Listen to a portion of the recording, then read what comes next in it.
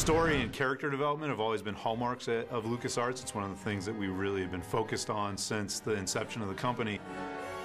When we first started working on what would ultimately become The Force Unleashed, we wanted to be a continuation of the Star Wars saga. We wanted to be a new chapter in the Star Wars saga. And I felt very strongly that this time period between episodes 3 and 4 was very fertile.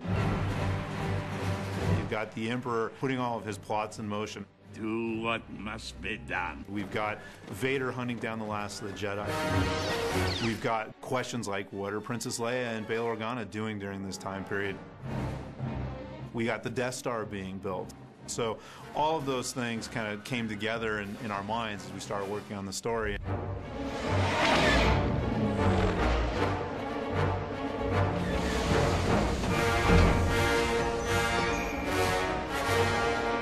I think we all kind of recognized at some point that Vader has to be kind of the central focus of the story because, you know, George made Vader the central focus of the entire saga. We kind of wanted to open the game with a bang and really wanted to get people's attention, and we allow you to start the beginning of the game as Vader.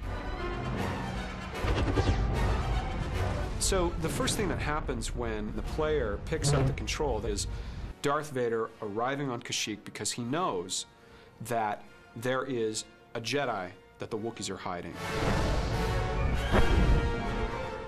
The Jedi, of course, puts up quite a fight and is really one of the first unleashed opponents that you face in the game. Vader senses something's a little bit off. He senses that there's somebody more powerful nearby. And so Vader just picks up his saber and he just goes to make the final blow, and then suddenly the saber gets pulled out of Darth Vader's hand, which we've never seen happen before. And Vader, of course, whips around. He looks down and he sees this little boy. When that happens and you realize it's just this kid, that's very powerful. Obviously, this child, who's the Force is really, really strong with them. It stops you. You're like, what is going to happen?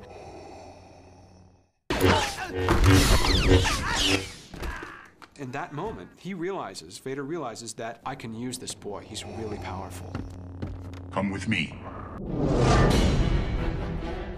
So we transition to the future, many, many years. And this boy has now become Darth Vader's secret apprentice. Rise, my apprentice. And he's kind of doing these tests or trials for Vader. He's hunting Jedi and trying to prove himself to Vader. What is your will, my master?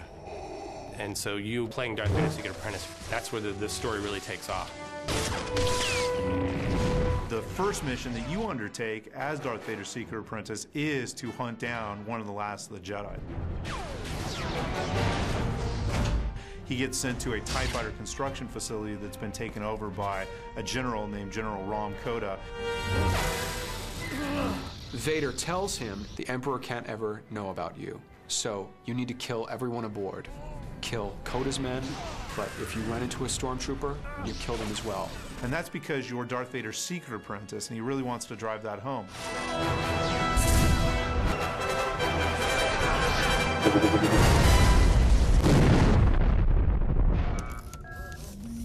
Roxy, give me the time.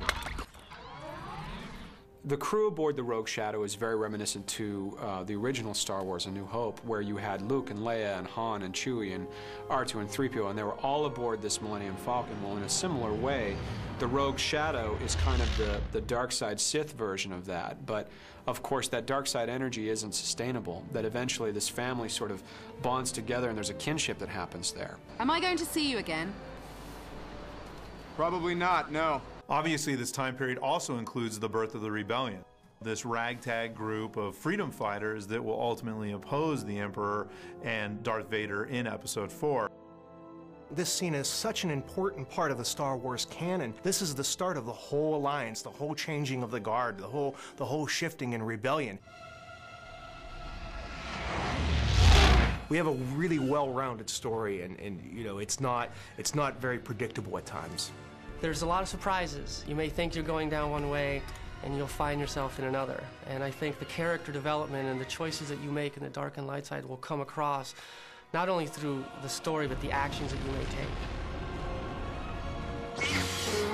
everything we want to do is to kind of further the lore of Star Wars and to really make this a part of the saga. I think the story gives you new understanding about characters like Darth Vader and the Emperor, and new insight into the time period between Episode 3 and 4 as well. You can't wait to find out what's going to happen next.